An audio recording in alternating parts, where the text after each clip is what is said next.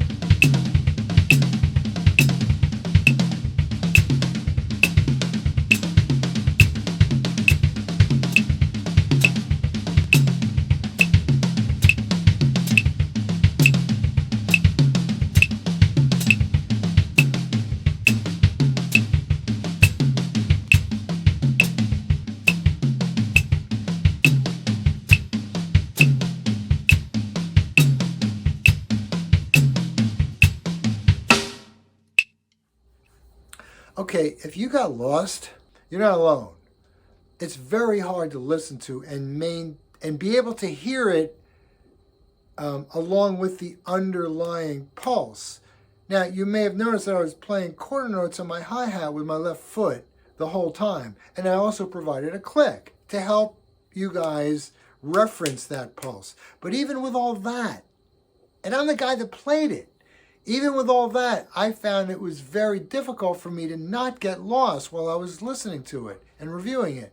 Now, I also changed the orchestration a little bit from the same pattern in the previous video on this subject of grids, because when I was starting the pattern on the snare drum, that snare hit is so powerful that you literally can't not hear that snare hit as always being on the beat, on the quarter note. And that's not what happens when you overlay this on different grids. So I moved the snare hit to my second tom. But even with that, because the pattern repeats after 8 notes, and when you put it, say, in quintuplet grid, you're going over the beat line, it just becomes very easy to not understand how it's laying in relation to the click. So can you imagine what it would be like for, a regular person in the audience? The point is, like, you would never do this on a gig. You'd lose everybody. And I'm not just talking about the audience, I'm talking about the band too. The only direct application I can think of where this would be immensely helpful, as is, would be if you're playing Frank Zappa's music. This is not something you're going to use on a daily basis in a real-world musical situation. However, I still believe it's worthy of your time and effort because there are a lot of indirect benefits. The most obvious one is your ability to subdivide. Being able to subdivide across various grids, including pseudo-rhythms like 5s and 7s and etc., really brings your subdivision skills to the next level.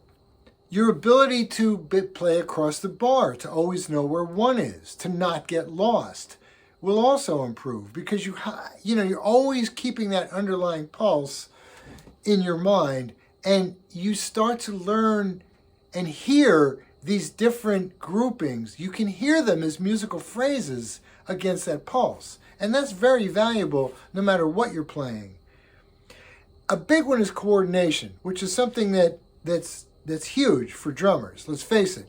So because I was keeping quarter notes with my left foot on the hat, I had to work out for each grid where this pattern would match up, would line up with my left foot. I had to do it for all of these grids that I was working on. So that was really hard. But once I got that, once I understood and knew where each note would match up with the hi-hat, those became my sort of navigation point. So I always knew where I was because I knew which notes lined up with the hat. So coordination, that's a big thing. That's about it. I mean, I'm sure there's others, execution. Oh, your time. How can I forget that? This will definitely help your time simply because you have to be able to shift between these different grids against an underlying pulse. So your overall concept of time will definitely improve. So if you're not into this, which is fine, I mean, there are any number of ways to improve your drumming ability. Obviously, this is just one of them. But if you are into this type of thing, I think you'll really find it enjoyable and fun. And you'll be spending more time on the kit, and that's always a good thing. All right, I was going to end this video, but I realized if you made it this far, you're probably fairly interested in this whole thing. So I wanted to give you a way to practice it that I found to be the most efficient, okay? And it's a two-step process. Step one is just to do the raw subdividing with a click. It's very important that you use a click for this, especially if you're not used to it. You can do this anywhere. You don't need a kit. You don't need even a pad. You don't even need sticks. You can do it on your knees with your hands. You can do it anywhere. You can even do it in your head. As long as you have a click to reference, you should be able to pull this off. So I'm going to lower my phone here because I'm filming on my iPhone at the moment. So I'm doing this on a stool. This is going to be my metronome. So it's set to 68 beats per minute. So here's the way this works. I'm going to start with eighth note triplets. 2, 3, 4.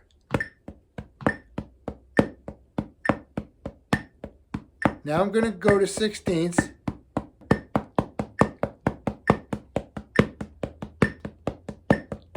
Then 5s.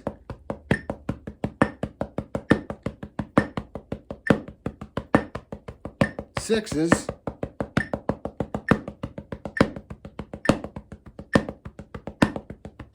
Sevens.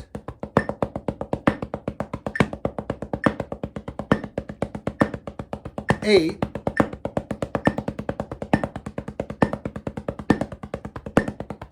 And back, sevens,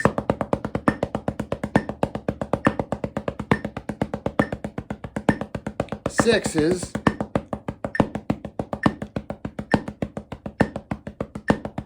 fives,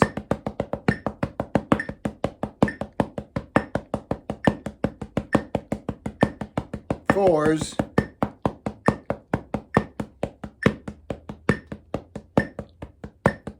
three,